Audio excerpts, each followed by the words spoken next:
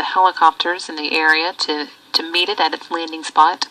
In all, there are about 12 helicopters that are involved in landing operations, 8 of them here at the expected landing site, and then a couple of, or 4 others deployed elsewhere in case of a ballistic landing, which obviously was not the case this time, and then between the 2 sites to be of help wherever needed. Copy. Thank you, we're waiting. About 3 minutes left now before the Soyuz is scheduled to touch down. Again, landing southeast of Dagestan, Kazakhstan.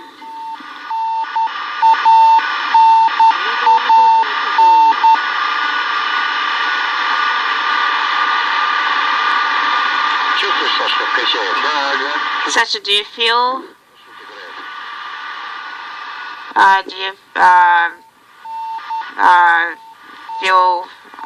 how the parachute is playing and we're being waved around? Yes.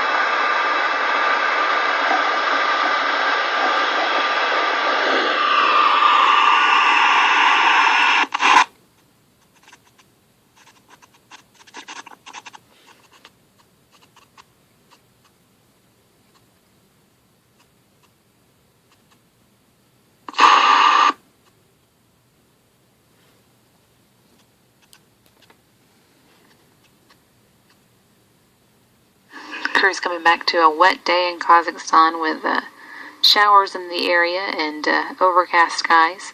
The temperature should be around 70 degrees Fahrenheit and warming up to about 80. So much more comfortable than many of the landings which have taken place in snowstorms in the past.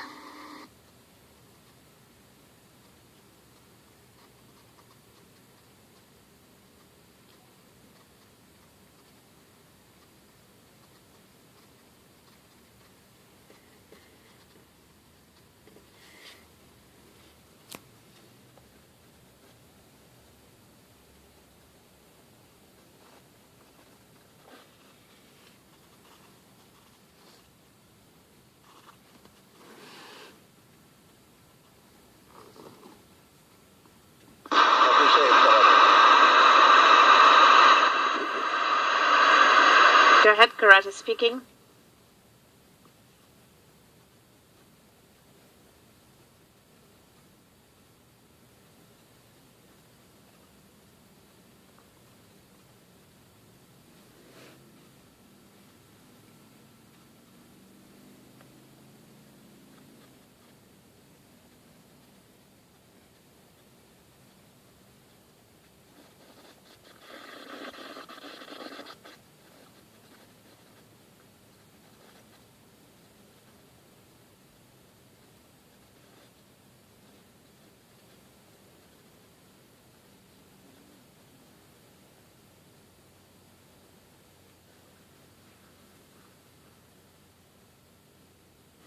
And as you can see, Soyuz TMA-08M has now landed. It was at 10:58 p.m. Central Time.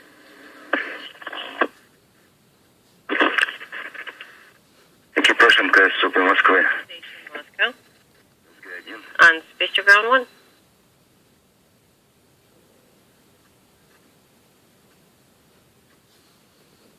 Rafael, go ahead, please. Ну все, ребята, сели вот. Brother, the guys have just landed live.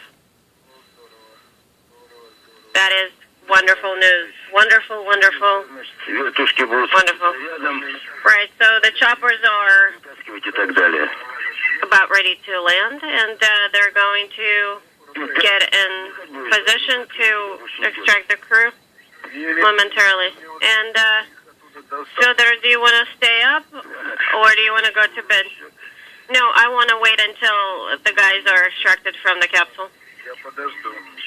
I will wait anxiously.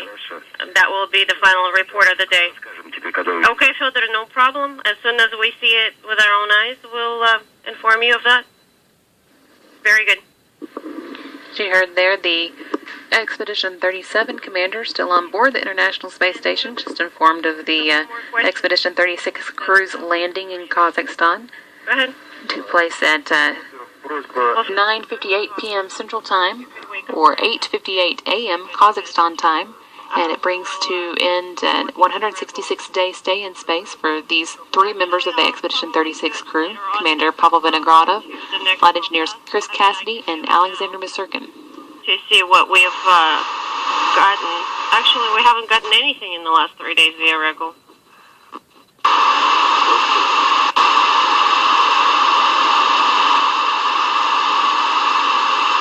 To place data files on RSV.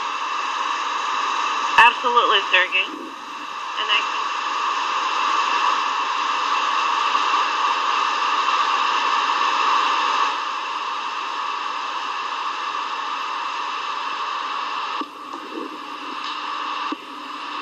This landing now marks the end of Alexander Misurkin's first trip into space and Chris Cassidy's second, with that 166 days added to the 15 days that Cassidy spent in space during the STS-127 space shuttle mission in July of 2009.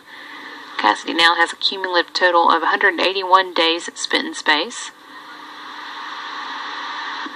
And Pavel Vinogradov came into this mission with two previous stays in space under his belt, a total of 380 days before he launched for the Expedition 36 mission.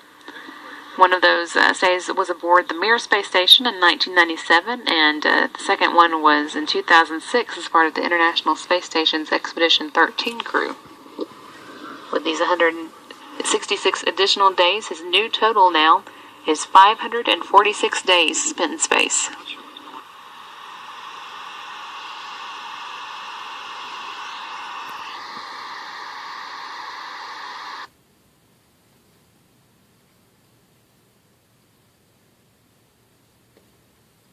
Once again, landing did take place right on schedule at 9:58 p.m. Central Time. Crew now safely back on the ground, and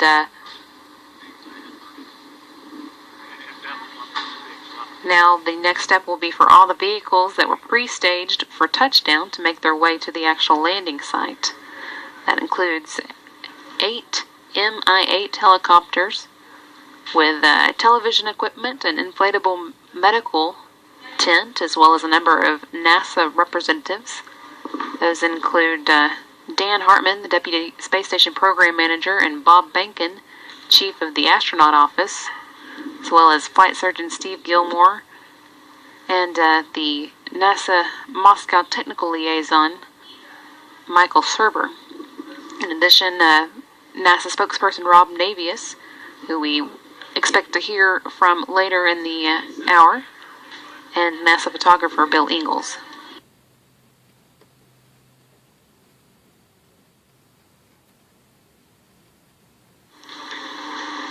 View here inside the flight control room in Moscow, where the screen at the front of the room shows a photo of a previous landing, and across the top there in Russian the words "they've landed." Again, that landing occurred at 9:58 p.m. Central Time, or 8:58 a.m. Kazakhstan time.